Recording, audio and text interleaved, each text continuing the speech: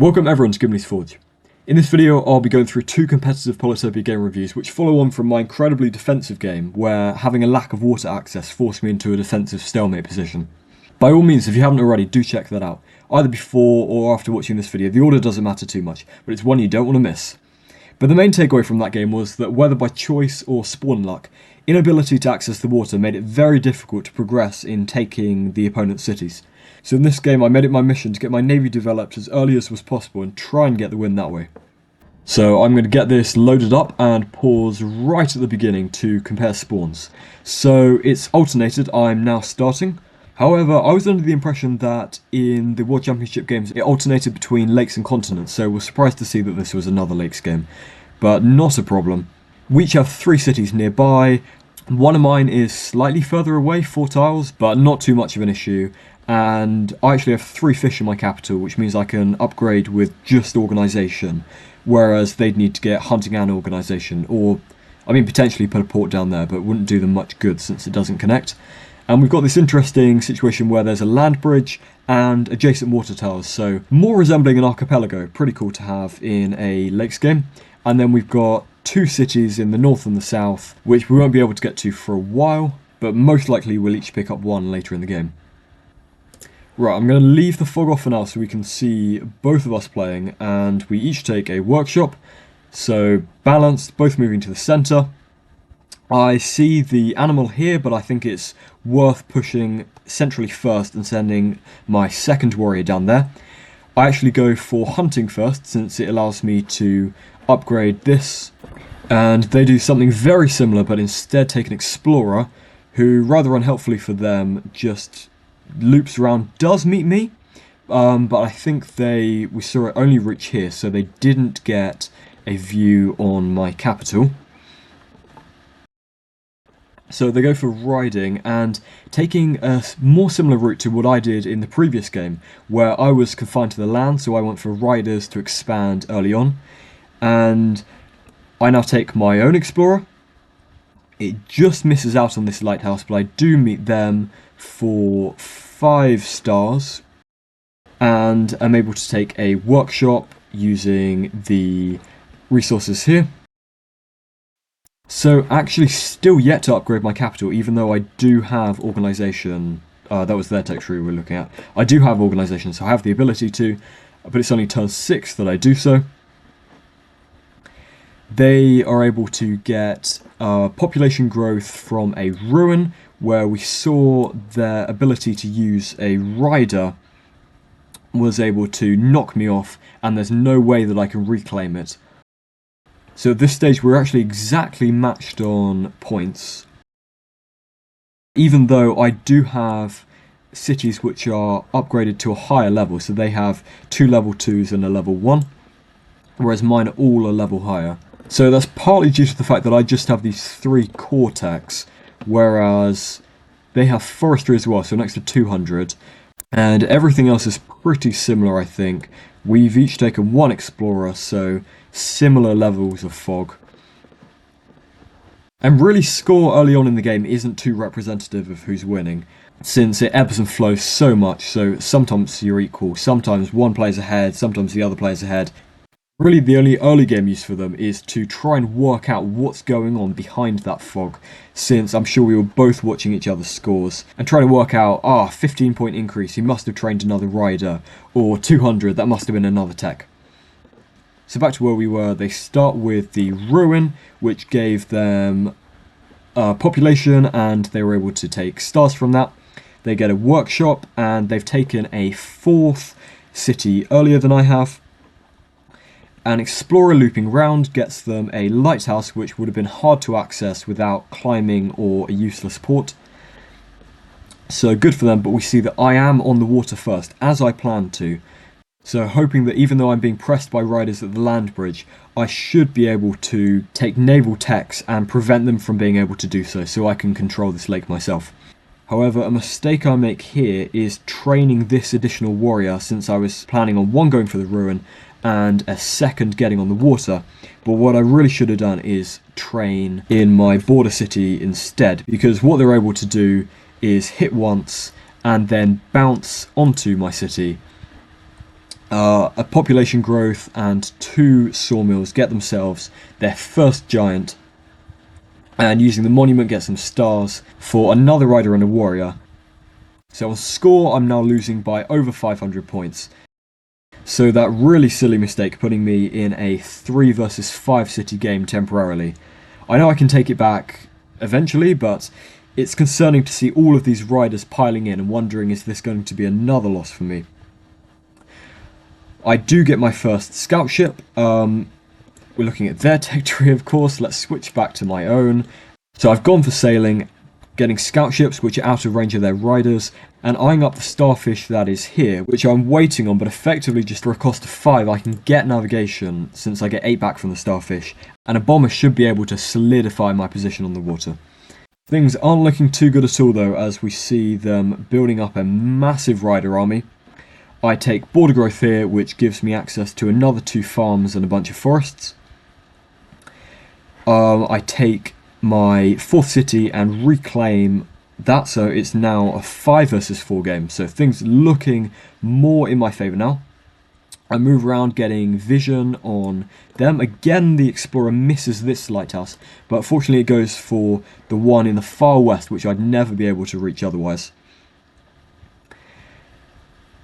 Rider's doing some damage, and giant pops into my vision. I head onto the ruin here and get my own giant, which should be able to contest soon, but it's going to be tough to hold them off in the meantime. And at the end of my turn I don't train, since regardless of what I do they'll be able to jump onto this city. I can't remember actually whether timing out was an issue in this game. It was a while ago that I played this. So I send a warrior down to get the lighthouse, and a giant jumps on. Riders sending themselves round, getting vision and taking out a warrior, building themselves up in a way that it seems as though I shouldn't be able to defend against this. But with a pair of farms and my monument from the first giant, I'm able to pop myself another one. And saving a large number of stars at the end of my turn, since I still don't have enough to go for navigation. It now costs 19, and 15 for the unit itself is 34 stars I'd be looking at. Next turn I'd have 38, which would be enough, all depending on whether or not I can hold this city, which is making me 6 stars per turn.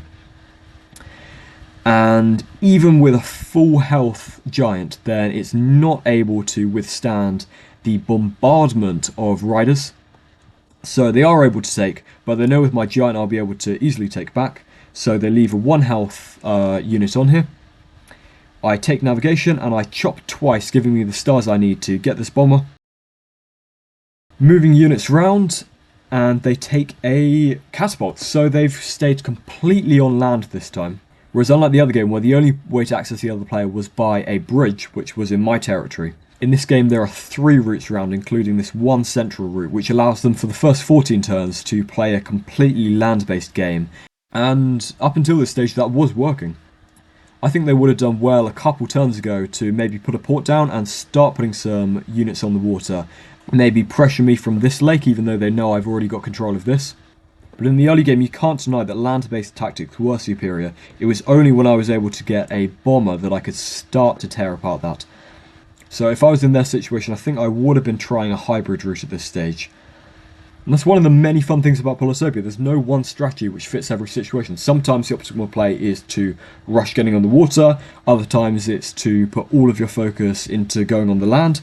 Sometimes you'll be given that option, like in this game. Other times it will be given for you by the spawn. But there's a lot of just trying to work out what's the best play in this situation. You don't have all the information because there's fog as well. But enough about how much I love Polytopia. Let's get back to this game. So I take giant number 3.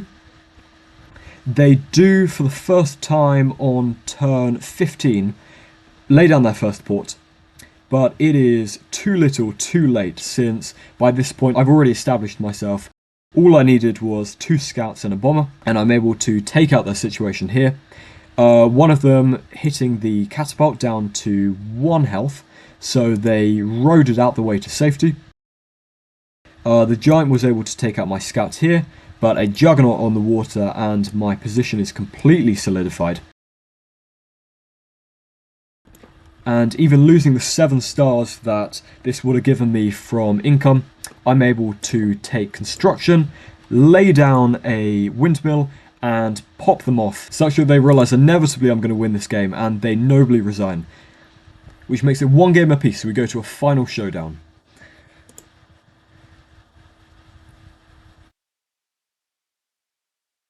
So, game number 3. For some unknown reason it is lakes again, but I'm not complaining. I've learnt my lessons from the previous games, I've learnt kind of how the opponent plays and what to expect, so I'm excited for this final showdown.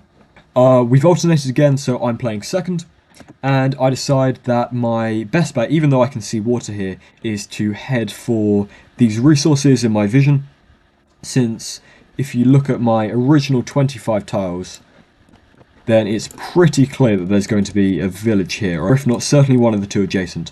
So I head towards that one with warrior 1, and my second one goes centrally towards these fish. That's them taking organisation, allowing them to upgrade with this lovely coastal city. I take an explorer, and it goes round. I don't think it gives me a lighthouse.